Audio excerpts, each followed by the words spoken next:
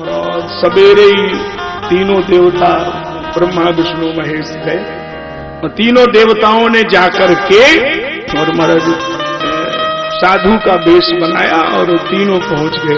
महारानी जी ने देखा संत आए हैं तो प्रणाम किया, बोले आंगन में चलो भोजन प्रसाद कुछ ले लो। कोई साधु आवे गृहस्थ के यहाँ तो नियम है भोजन करना चाहिए।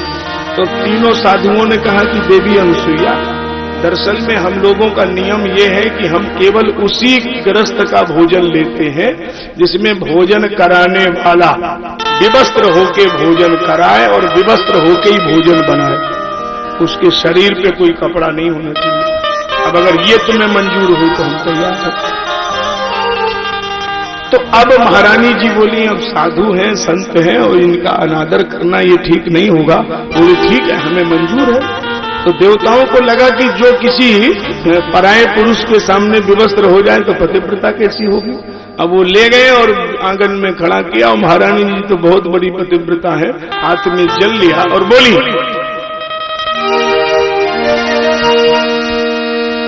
जाओ रे मन कर्म से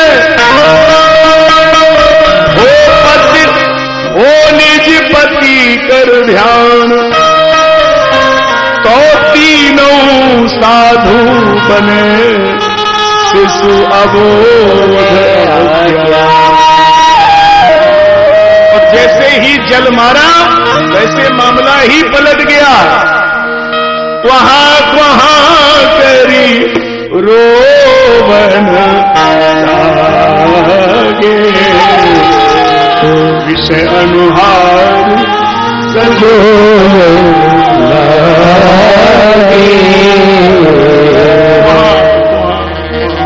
आश्रम मिल गया और तीनों बालक रो रहे हैं। और माता जी ने क्या सुंदर सा दृश्य उत्पन्न किया।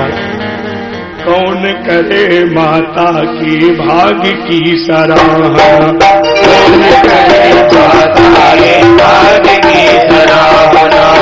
झूल रहे तीन देव बन करके लालना, झूल रहे तीन देव बन करके लालना।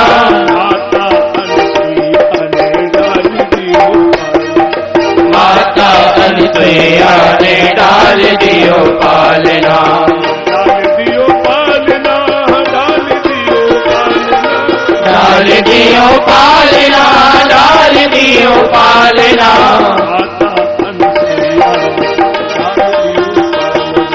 माता अनुसुईया ने डाल दियो पालना।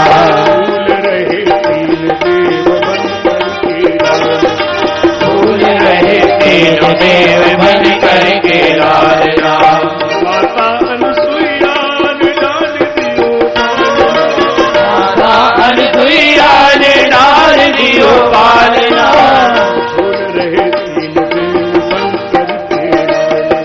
झूल रहे तीनों देव बन करके लालना। जय हो।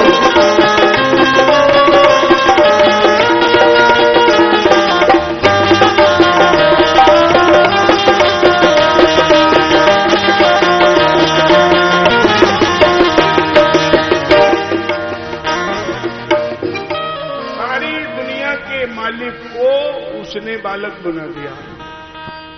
अब देखो इसको बहुत गहराई से समझना चाहिए कि अगर कोई चाहता है कि परमात्मा को हम बालक बना दें, परमात्मा को हम इस रूप में स्वीकार कर लें, तो उसमें कल्पना आपको करनी है और उसके लिए जब आपका समर्पण होगा तो वो उसी रूप में बन जाएगा।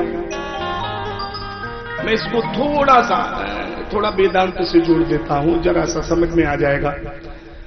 वैदांतिक भाषा में अगर मैं इसको समझता हूं तो वो कहते हैं कि परमात्मा निराकार है, कूटस्थ है, अलग अलग भाषा में उसका प्रयोग करते हैं। अच्छा अब देखो जैसे जल को आप क्या मानेंगे, जल निराकार है कि साकार है? जल का तो कोई अपना आकार नहीं है। अच्छा अब कोई जल से कहे कि हम आपको आकार में देखना चाहते हैं तो क्या करना पड़ेगा? तो जल को किसी बर्तन में भरना पड़ेगा, बोतल में भर लीजिए। अब भर करके फ्रिज में रख दो तो शाम को जो देखेंगे वो होगा निराकार, और सवेरे जब आप उसको निकालेंगे तो वो बर्फ हो जाएगा, सफेद कलर हो जाएगा, जम जाएगा। तो शाम को निराकार और सवेरे साकार। तो जल का अपना तो कोई आकार नहीं है, फ्रिज में जब रख दिया तो उसने आकार ले लिया। तो आपने कटोरे में रखा है, कटोरी में रखा है, तो वैसा ही तो आकार दिखाई पड़ेगा ना। तो इसी तरह परमात्मा को जब कोई भक्त हृदय के फ्रीजर में भावना की बोतल में बंद करके रख देता है तो वह भी किसी आकार में प्रकट हो जाता है। तुम्हारी साधना अभिशाप को वरदान बना देती है और हमारी भावना पाषाण को भगवान बना देती है। तो हमने किस भाव से कैसे समझा है, ये जरूरी बात है। तो मैं आपसे निवेदन कर रहा था नारायण कि वो ब्रह्मा विष्णु महेश बालक बन गए। उमा रमा ब्रह्माणी को झोली फैला करके मांगना पड़ा। एक पतिव्रता माता ने ब्रह्मा विष्णु महेश को बालक बना दिया, उमा रमा ब्रह्माणी को झोली डलवा दी। इसका मतलब है कि भारत की जो नारी है, आर्यावर्त सनातन संस्कृति को जिसने इतनी गति प्रदान की है वो भारत की मां है, नारी है। और सदा से उसका जो चरित्र है वो पूजनीय रहा है, वंदनीय रहा है। आज तक भारत के नारी के चरित्र को सारे विश्व के इतने देश हैं, लेकिन जो हमारे देश की संस्कृति है वो संसार में कहीं पाई ही नहीं जाती, केवल भारत की संस्कृति है। इसलिए हम लोग भारतीय संस्कृति में जन्मे हैं। ब्रह्मा के अंश से चंद्रमा, विष्णु के अंश से दत्तात्रेय, शंकर जी के अंश से दुर्वासा, 3 बालक अनुसुईया जी को भेंट में दिए, तब वो देवता वहां से छोड़े गए, तब वो लौटकर फिर उनके पति के रूप में मिले। तो इसका यही अर्थ है कि हमारे जीवन में एक निष्ठ होना जरूरी है। आप किसी व्यक्ति में निष्ठा रखते हैं कि किसी मतलब स्थान में निष्ठा रखते हैं, लेकिन निष्ठा एक हो तो वो निश्चित तौर पर सफल हो जाएगा। अब ये अर्थ का दृष्टांत है, इसमें धर्म का दृष्टांत है। सती श्रद्धा है, नंदीश्वर बैल धर्म है, ब्रख इव धर्मा। शास्त्र ने बैल को धर्म माना है और सती को श्रद्धा माना है। भवानी शंकरो वंदे श्रद्धा विश्वास स्वरूपिणो याभ्याम बिना न पश्यन्ति सिद्धा स्वांतस्तमीश्वरम। माता भवानी जी श्रद्धा है, शंकर जी विश्वास है। तो धर्म पर श्रद्धा होनी चाहिए कि नहीं? बोलो भाई और या वालों, धर्म पर श्रद्धा होनी चाहिए या नहीं? होनी चाहिए। अच्छा, धर्म पर होने वाली श्रद्धा विकास करेगी कि विनाश? विकास करेगी। तो अब सती श्रद्धा है, बैल धर्म है। अब बैल धर्म के पीठ पे सती श्रद्धा बैठी है, कहाँ गई? दक्ष प्रजापति के यज्ञ में। तो क्या होना चाहिए था? विकास। और हुआ क्या? विनाश। सती को जलना पड़ा, दक्ष को मरना पड़ा, यज्ञ विध्वंस हो गया। तो जो धर्म पर आरूढ़ श्रद्धा है उसको तो विकास करना चाहिए, उसने विनाश कैसे कर दिया ना? ये समझने लायक बात है, जो तो इस पर चिंतन करे। थोड़ा कहानी सुनो, अच्छा छोटी सी।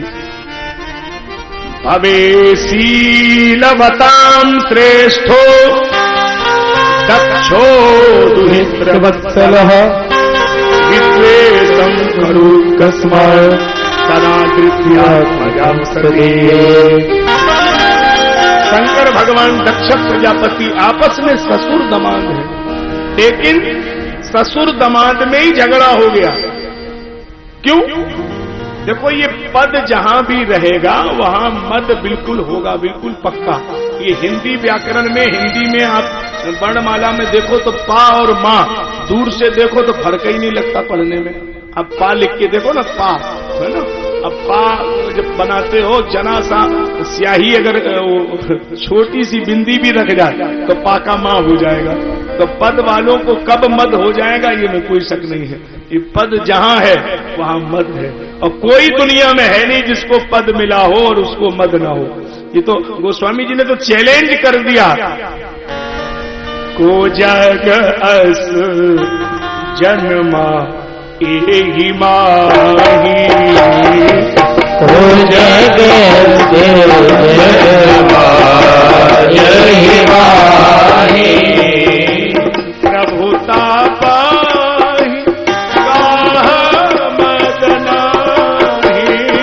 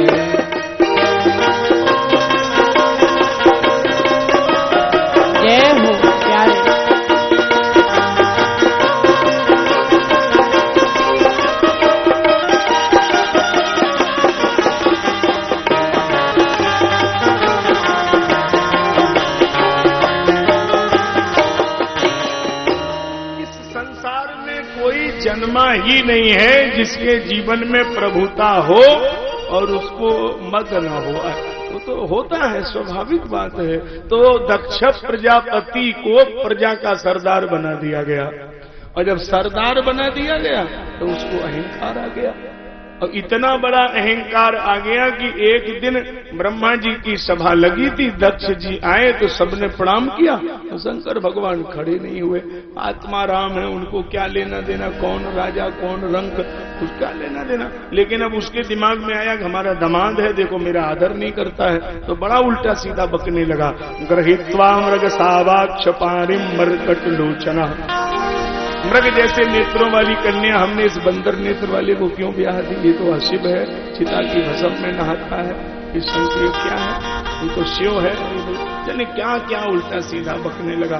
और शंकर जी तो बोले नहीं, लेकिन अंत में उसने ही कह दिया, आज के बाद अगर इस शिव को कोई यज्ञ में बुलाएगा तो उस यज्ञ में मैं जाऊंगा ही नहीं, कहीं कोई शंकर जी का आदर ना हो। लोगों ने यज्ञ कराना बंद कर दिया। दक्ष प्रजापति ने स्वयं यज्ञ कराया। अब स्वयं यज्ञ कराया, सबको निमंत्रण दिया और भोले बाबा को बुलाया नहीं। अब ये बड़ी मजबूरी कि चलो नहीं बुलाया तो उन्हें सूचना भी नहीं मिलना चाहिए। अच्छा, ऊपर से देवता ऊपर से जा रहे, सुर सुंदरी करें कल गाना, अब ऊपर से देवता जा रहे। अब इनसे पूछो कि जब इन्हें निमंत्रण मिला नहीं है तो तुम ऊपर से ही क्यों जा रहे, इनके दरवाजे से क्यों निकल रहे? ये बड़ी मजबूरी है। कई लोग आजकल ऐसे हैं, आप लोग तो ऐसे नहीं हैं, आप लोग तो भले आदमी दिखाई दे रहे हैं हमको। मैंने देखा कई लोगों को आदत पड़ी होती है कि उन्हें मालूम है कि इस आदमी का निमंत्रण नहीं आया, और फिर भी जानबूझकर पहले उसी के घर जाएंगे और उसी से कहेंगे भाई साहब आपका क्या प्रोग्राम है, वैसे कब चलना हो रहा है। अब उसको तो निमंत्रण मिला नहीं, वो तो और जल जाएगा, कहाँ जाना है कैसे जाना है। और अब शंकर भगवान की बड़ी मुसीबत ये है कि महाराज 1 2 हो 4 हो तब तो ठीक है महाराज। अब देखो 27 तो उनके साधु भाई हैं, चंद्रमा को 27 पत्नियां जो है वो चंद्रमा की, वो तो दक्ष की बेटियां ही हैं।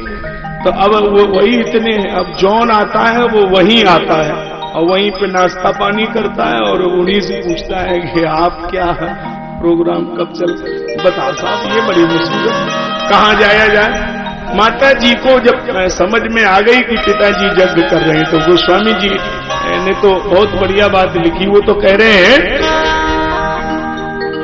पिता यज्ञ सुन कछुहर सानी, माता जी प्रसन्न हुई। लेकिन सुखदेव जी महाराज ने जो भागवत जी में वर्णन किया वो और अलग है। उन्होंने क्या लिखा, माता सती जी भोले बाबा के चरणों में गई और कहा, बोली प्रजापते स्वसुरस्य सांप्रतम निरयापितो यज्ञ महोत्सवाके वयं च तत्रा भीषणाम वामते यज्ञरक्षितांगी विमुधार्जयते। क्या बढ़िया भाषा प्रयोग किया। देखो आप लोग बहुत समझने वाले लोग हैं। सुनिए क्या भाषा है। बोली प्रजापतेस्ते, प्रजापति दक्ष ते स्वसुरस्य, तुम्हारे ससुर यज्ञ करा रहे हैं और तुम आज्ञा करो। तो वयम, वयम माने हम सब। कितनी बढ़िया भाषा है। यही तो आप लोगों को बोलना चाहिए। ये माता जी लोग इसको समझ लो, बहन जी हम बैठी हैं, माताएं बेटियां समझ ले, ऐसे